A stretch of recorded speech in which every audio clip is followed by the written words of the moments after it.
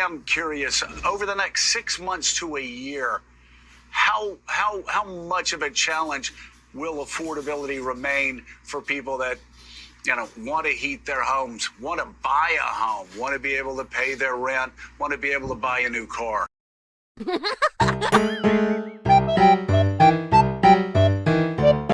Well, Joe, there's a lot there to unpack. A lot of the home heating costs are actually driven by states.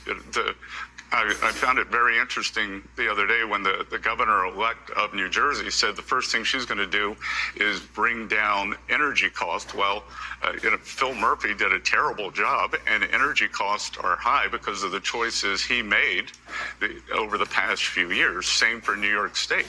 New York State refuses to put in these natural gas pipelines.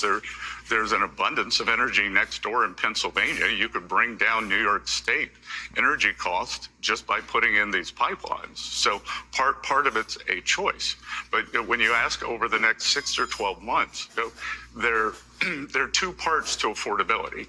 There's price level, and we inherited a mess. It was the worst inflation 40 or 50 years. And I think what the president was very frustrated about is, you said everyone started talking about it, that after he took office, like where was the discussion during Joe Biden?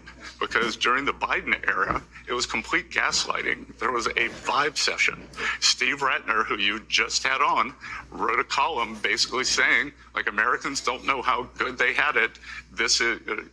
You just don't understand, but the American people know what they're feeling.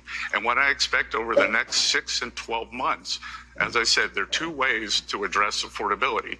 You stop the prices from going up, you get inflation under control, you have things like energy, mortgages come down. The other side is you get real working class wages